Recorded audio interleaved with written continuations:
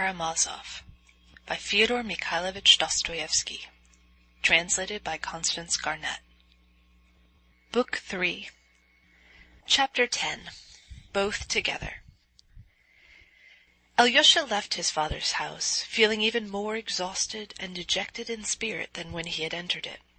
His mind, too, seemed shattered and unhinged, while he felt that he was afraid to put together the disjointed fragments and form a general idea from all the agonizing and conflicting experiences of the day. He felt something bordering upon despair, which he had never known till then. Towering like a mountain above all the rest stood the fatal, insoluble question: how would things end between his father and his brother Dmitri with this terrible woman?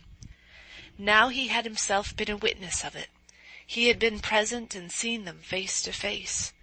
Yet only his brother Dmitri could be made unhappy, terribly, completely unhappy. There was trouble awaiting him. It appeared, too, that there were other people concerned, far more so than Alyosha could have supposed before. There was something positively mysterious in it, too. Ivan had made a step towards him, which was what Alyosha had been long desiring. Yet now he felt for some reason that he was frightened at it. And these women! Strange to say, that morning he had set out for Katerina Ivanovna's in the greatest embarrassment. Now he felt nothing of the kind. On the contrary, he was hastening there as though expecting to find guidance from her. Yet to give her this message was obviously more difficult than before. The matter of the 3,000 was decided irrevocably, and Dmitri, feeling himself dishonored and losing his last hope, might sink to any depth. He had moreover told him to describe to Katerina Ivanovna the scene which had just taken place with his father. It was by now 7 o'clock, and it was getting dark as Alyosha entered the very spacious and convenient house in the high street occupied by Katerina Ivanovna. Alyosha knew that she lived with 2 aunts. One of them, a woman of little education, was that aunt of her half-sister Agafya Ivanovna, who had looked after her in her father's house when she came from boarding school.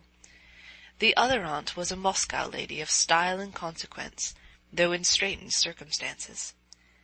It was said that they both gave way in everything to Katerina Ivanovna, and that she only kept them as her chaperones.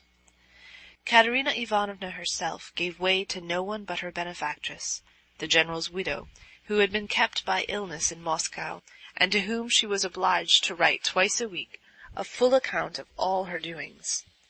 When Alyosha entered the hall and asked the maid who opened the door to him to take his name up, it was evident that they were already aware of his arrival. Possibly he had been noticed from the window. At least Alyosha heard a noise, caught the sound of flying footsteps and rustling skirts. 2 or 3 women, perhaps, had run out of the room. Alyosha thought it strange that his arrival should cause such excitement. He was conducted, however, to the drawing-room at once. It was a large room, elegantly and amply furnished, not at all in provincial style. There were many sofas, lounges, settees, big and little tables. There were pictures on the walls, vases and lamps on the tables, masses of flowers, and even an aquarium in the window. It was twilight and rather dark. Alyosha made out a silk mantle thrown down on the sofa, where people had evidently just been sitting, and on a table in front of the sofa were 2 unfinished cups of chocolate, cakes, a glass saucer with blue raisins, and another with sweetmeats. Alyosha saw that he had interrupted visitors, and frowned. But at that instant the portiere was raised, and with rapid, hurrying footsteps, Katerina Ivanovna came in, holding out both hands to Alyosha, with a radiant smile of delight. At the same instant a servant brought in 2 lighted candles and set them on the table. "Thank God! At last you've come to. I've been simply praying for you all day. Sit down." Alyosha had been struck by Katerina Ivanovna's beauty, when 3 weeks before, Dmitri had first brought him, at Katerina Ivanovna's special request, to be introduced to her. There had been no conversation between them at that interview. Supposing Alyosha to be very shy, Katerina Ivanovna had talked all the time to Dmitri to spare him. Alyosha had been silent, but he had seen a great deal very clearly. He was struck by the imperiousness, proud ease, and self-confidence of the haughty girl. And all that was certain. Alyosha felt that he was not exaggerating it. He thought her great glowing black eyes were very fine, especially with her pale, even rather sallow, longish face. But in those eyes, and in the lines of her exquisite lips, there was something with which his brother might well be passionately in love, but which perhaps could not be loved for long. He expressed this thought almost plainly to Dmitri, when after the visit his brother besought and insisted that he should not conceal his impressions on seeing his betrothed. "You'll be happy with her, but perhaps not tranquilly happy." "Quite so, brother. Such people remain always the same. They don't yield to fate. So you think I shan't love her forever?" "No. Perhaps you will love her forever, but perhaps you won't always be happy with her." Alyosha had given his opinion at the time, blushing and angry with himself for having yielded to his brother's entreaties, and put such foolish ideas into words. For his opinion had struck him as awfully foolish immediately after he had uttered it. He felt ashamed, too, of having given so confident an opinion about a woman. It was with the more amazement that he felt now, at the first glance at Katerina Ivanovna as she ran to him, that he had perhaps been utterly mistaken. This time her face was beaming with spontaneous, good-natured kindliness and direct, warm-hearted sincerity. The pride and haughtiness which had struck Alyosha so much before was only betrayed now in a frank, generous energy and a sort of bright, strong faith in herself. Alyosha realized at the first glance, at the first word, that all the tragedy of her position in relation to the man she loved so dearly was no secret to her, that perhaps already she knew everything, positively everything. And yet in spite of that, there was such brightness in her face, such faith in the future. Alyosha felt at once that he had gravely wronged her in his thoughts. He was conquered and captivated immediately. Besides all this, he noticed at her first words that she was in great excitement, an excitement perhaps quite exceptional, and almost approaching ecstasy. "I was so eager to see you, because I can learn from you the whole truth, from you and from no one else." "I've come," muttered Alyosha confusedly. He sent me." "Ah, he sent you! I foresaw that.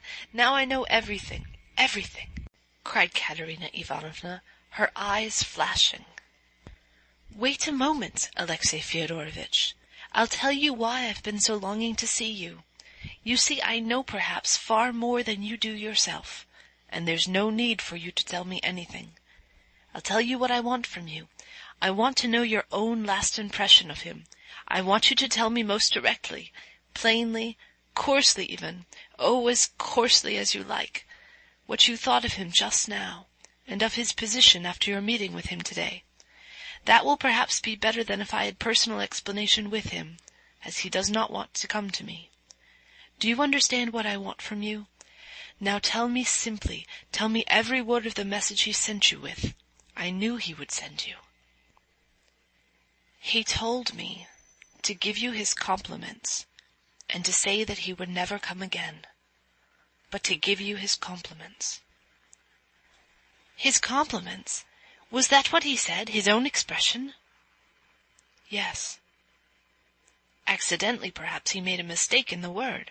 Perhaps he did not use the right word." "No. He told me precisely to repeat that word. He begged me 2 or 3 times not to forget to say so." Katerina Ivanovna flushed hotly. "Help me now, Alexey Fyodorovitch. Now I really need your help. I tell you what I think, and you must simply say whether it's right or not. Listen. If he had sent me his compliments in passing, without insisting on your repeating the words, without emphasizing them, that would be the end of everything. But if he particularly insisted on those words, if he particularly told you not to forget to repeat them to me, then perhaps he was in excitement, beside himself. He had made his decision and was frightened at it. He wasn't walking away from me with resolute step, but leaping headlong. The emphasis on that phrase may have been simply bravado." "Yes, yes," cried Alyosha warmly. "I believe that is it." "And if so, he's not altogether lost. I can still save him. Stay, did he not tell you anything about money? About 3,000 rubles? "He did speak about it, and it's that more than anything that's crushing him. He said that he had lost his honor, and that nothing matters now." Alyosha answered warmly, feeling a rush of hope in his heart, and believing that there really might be a way of escape and salvation for his brother. "But do you know about the money?"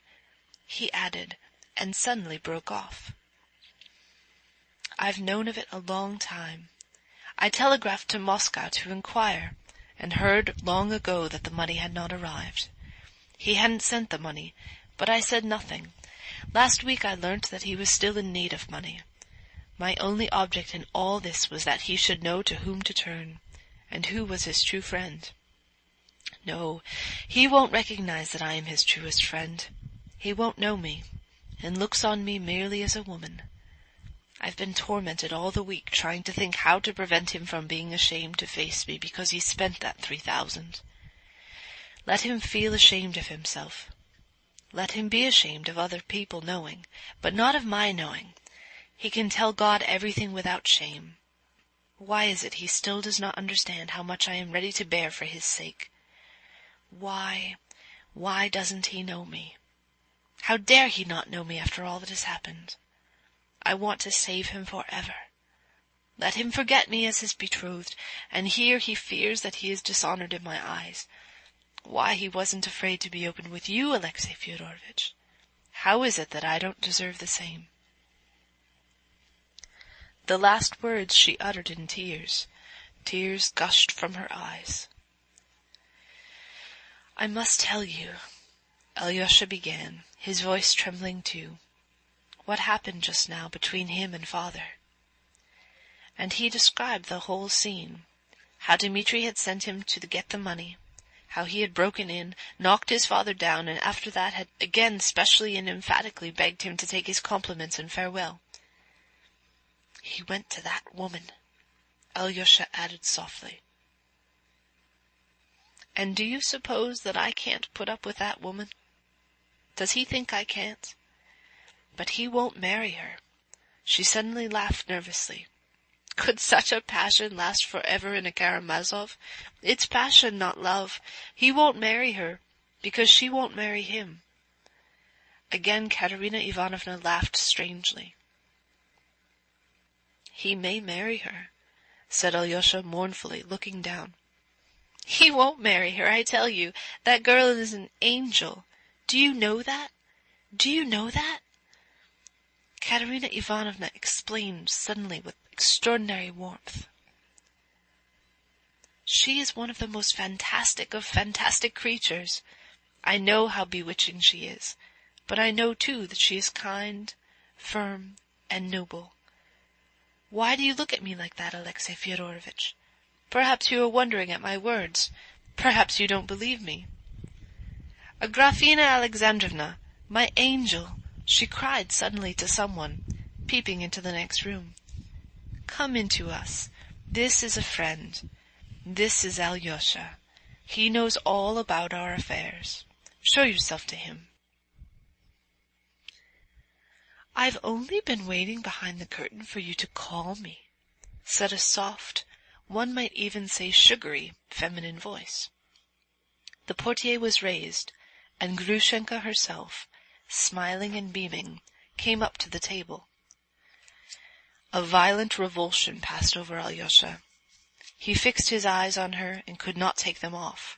Here she was, that awful woman, the beast as Ivan had called her half an hour before, and yet one would have thought the creature standing before him most simple and ordinary, a good-natured, kind woman, handsome certainly, but so like other handsome, ordinary women.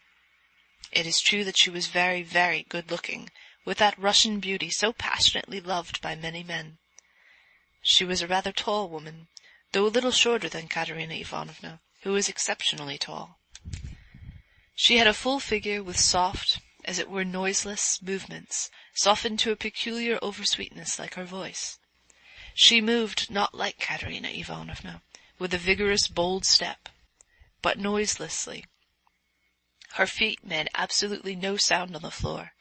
She sank softly into a low chair, softly rustling her sumptuous black silk dress and delicately nestling her milk-white neck and broad shoulders in a costly cashmere shawl. She was 22 years old, and her face looked exactly that age. She was very white in the face, with a pale pink tint on her cheeks. The modelling of her face might be said to be too broad, and the lower jaw was set a trifle forward. Her upper lip was thin, but the slightly prominent lower lip was at least twice as full, and looked pouting. But her magnificent, abundant, dark brown hair, her sable-colored eyebrows, and charming grey-blue eyes, with their long lashes, would have made the most indifferent person, meeting her casually in a crowd in the street, stop at the sight of her face and remember it long after. What struck Alyosha most in that face was its expression of childlike good nature. There was a childlike look in her eyes, a look of childish delight. She came up to the table beaming with delight, and seeming to expect something with childish, impatient, and confiding curiosity. The light in her eyes gladdened the soul. Alyosha felt that. There was something else in her which he could not understand, or would not have been able to define, and which yet perhaps unconsciously affected him. It was that softness, that voluptuousness of her bodily movements, that cat-like noiselessness. Yet it was a vigorous, ample body. Under the shawl could be seen full broad shoulders, a high, still quite girlish bosom. Her figure suggested the lines of the Venus of Milo, though already in somewhat exaggerated proportions. That could be divined. Connoisseurs of Russian beauty could have foretold with certainty that this fresh, still youthful beauty would lose its harmony by the age of 30, would spread, that the face would become puffy, and that wrinkles would very soon appear upon her forehead and round the eyes. The complexion would grow coarse and red perhaps. In fact, that it was the beauty of the moment, the fleeting beauty which is so often met with in Russian women. Alyosha, of course, did not think of this, but though he was fascinated, yet he wondered with an unpleasant sensation, and as it were regretfully, why she drawled in that way, and could not speak naturally. She did so, evidently, feeling there was a charm in the exaggerated, honeyed modulation of the syllables. It was, of course, only a bad, unbred habit that showed bad education and a false idea of good manners. And yet this intonation and manner of speaking impressed Alyosha as almost incredibly incongruous with the childishly simple and happy expression of her face, the soft, babyish joy in her eyes. Katerina Ivanovna at once made her sit down in an armchair facing Alyosha, and ecstatically kissed her several times on her smiling lips. She seemed quite in love with her. "This is the first time we've met, Alexey Fyodorovitch," she said rapturously. "I wanted to know her, to see her. I wanted to go to her, but I no sooner expressed the wish than she came to me. I knew we should settle everything together. Everything. My heart told me so. I was begged not to take that step, but I foresaw it would be a way out of the difficulty, and I was not mistaken. Grushenka has explained everything to me, told me all she means to do. She flew here like an angel of goodness, and brought us peace and joy." "You did not disdain me, sweet, excellent young lady," drawled Grushenka in her sing-song voice, still with the same charming smile of delight. "Don't dare to speak to me like that, you sorceress, you witch! Disdain you! Here I must kiss your lower lip once more. It looks as though it were swollen, and now it will be more so, and more and more. Look how she laughs, Alexey Fyodorovitch. It does one's heart good to see the angel." Alyosha flushed, and faint, imperceptible shivers kept running down him. "You make so much of me, dear young lady, and perhaps I am not at all worthy of your kindness." "Not worthy! She's not worthy of it!" Katerina Ivanovna cried again with the same warmth. "You know, Alexey Fyodorovitch, we're fanciful, we're self-willed, but proudest of the proud in our little heart. We're noble, we're generous, Alexey Fyodorovitch, let me tell you. We have only been unfortunate. We were too ready to make every sacrifice for an unworthy, perhaps, or a fickle man. There was one man, an officer too, we loved him. We sacrificed everything to him. That was long ago, 5 years ago, and he has forgotten us. He was married. Now he is a widower. He has written, he is coming here, and do you know, we've loved him, none but him all this time, and we've loved him for all our life. He will come, and Grushenka will be happy again. For the last 5 years she's been wretched. But who can reproach her? Who can boast of her favor? Only that bedridden old merchant. But he is more like her father, her friend, her protector. He found her then in despair, in agony, deserted by the man she loved. She was ready to drown herself then. But the old merchant saved her. Saved her. You defend me very kindly, dear young lady. You are in a great hurry about everything. Grushenka drawled again. Defend you? Is it for me to defend you? Should I dare to defend you? Grushenka, angel, give me your hand. Look at that charming, soft little hand, Alexey Fyodorovitch. Look at it. It has brought me happiness and has lifted me up, and I'm going to kiss it, outside and inside, here, here, here. And 3 times she kissed the certainly charming, though rather fat, hand of Grushenka in a sort of rapture. She held out her hand with a charming, musical, nervous little laugh, watched the sweet young lady, and obviously liked having her hand kissed. Perhaps there's rather too much rapture, thought Alyosha. He blushed. He felt a peculiar uneasiness at heart the whole time. You won't make me blush, dear young lady, kissing my hand like this before Alexey Fyodorovitch. Do you think I meant to make you blush? Said Katerina Ivanovna, somewhat surprised. Ah, my dear, how little you understand me. Yes, and you too perhaps quite misunderstand me, dear young lady. Maybe I'm not so good as I seem to you. I've a bad heart. I will have my own way. I fascinated poor Dmitri Fyodorovitch that day, simply for fun. But now you'll save him. You've given me your word. You'll explain it all to him. You'll break it to him that you have long loved another man who is now offering you his hand. Oh, no! I didn't give you my word to do that. It was you kept talking about that. I didn't give you my word. Then I didn't quite understand you, said Katerina Ivanovna slowly, turning a little pale. You promised. Oh, no, angel lady. I've promised nothing. Grushenka interrupted softly and evenly, still with the same gay and simple expression.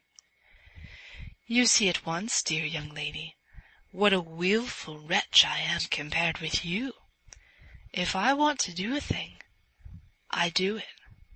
I may have made you some promise just now, but now again I'm thinking, I may take Mitya again. I liked him very much once, liked him for almost a whole hour. Now maybe I shall go and tell him to stay with me from this day forward. You see, I'm so changeable. Just now you said something quite different." Katerina Ivanovna whispered faintly. "Just now, but you know, I'm such a soft-hearted, silly creature. Only think what he's gone through on my account. What if when I go home I feel sorry for him? What then?" "I never expected." "Ah, young lady, how good and generous you are compared with me. Now perhaps you won't care for a silly creature like me, now you know my character.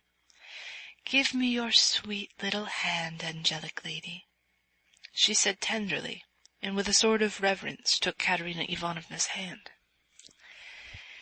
"Here, dear young lady, I'll take your hand and kiss it as you did mine.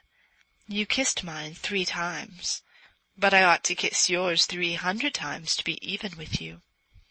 Well, but let that pass, and then it shall be as God wills. Perhaps I shall be your slave entirely, and want to do your bidding like a slave. Let it be as God wills, without any agreements and promises. What a sweet hand! What a sweet hand you have, you sweet young lady, you incredible beauty." She slowly raised the hands to her lips, with the strange object indeed of being even with her in kisses. Katerina Ivanovna did not take her hand away. She listened with timid hope to the last words, though Grushenka's promise to do her bidding like a slave was very strangely expressed. She looked intently into her eyes. She still saw in those eyes the same simple-hearted, confiding expression, the same bright gaiety.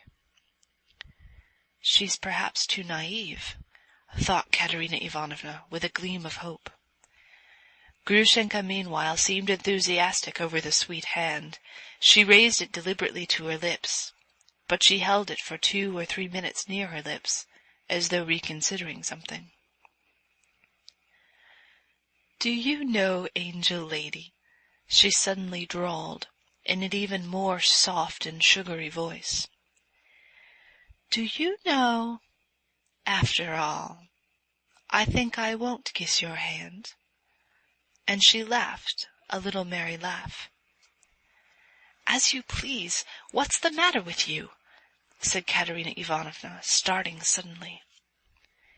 "So that you may be left to remember that you kissed my hand, but I didn't kiss yours."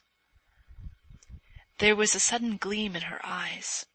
She looked with awful intentness at Katerina Ivanovna. "Insolent creature!" cried Katerina Ivanovna, as though suddenly grasping something. She flushed all over, and leapt up from her seat. Grushenka too got up, but without haste. "So I shall tell Mitya how you kissed my hand, but I didn't kiss yours at all, and how he will laugh." "Vile slut! Go away!" "Ah, for shame, young lady, ah, for shame! That's unbecoming for you, dear young lady, a word like that." "Go away! You're a creature for sale!" screamed Katerina Ivanovna. Every feature was working in her utterly distorted face. "For sale, indeed! You used to visit gentlemen in the dusk for money once. You brought your beauty for sale. You see, I know." Katerina Ivanovna shrieked and would have rushed at her, but Alyosha held her with all his strength. "Not a step, not a word, don't speak, don't answer her. She'll go away at once." At that instant Katerina Ivanovna's 2 aunts ran in at her cry, and with them a maidservant. All hurried to her. "I will go away," said Grushenka, taking up her mantle from the sofa. "Alyosha, darling, see me home." Go away, make haste!" cried Alyosha, clasping his hands imploringly. "Dear little Alyosha, see me home. I've got a pretty little story to tell you on the way. I got up this scene for your benefit, Alyosha. See me home, dear. You'll be glad for it afterwards." Alyosha turned away, wringing his hands. Grushenka ran out of the house, laughing musically. Katerina Ivanovna went into a fit of hysterics. She sobbed and was shaken with convulsions. Everyone rushed around her. "I warned you," said the elder of her aunts. "I tried to prevent your doing this. You're too impulsive. How could you do such a thing? You don't know these creatures, and they say she's worse than any of them. You're too self-willed." "She's a tigress!" yelled Katerina Ivanovna. "Why did you hold me, Alexey Fyodorovitch? I'd have beaten her. She could not control herself before Alyosha. Perhaps she did not care to indeed.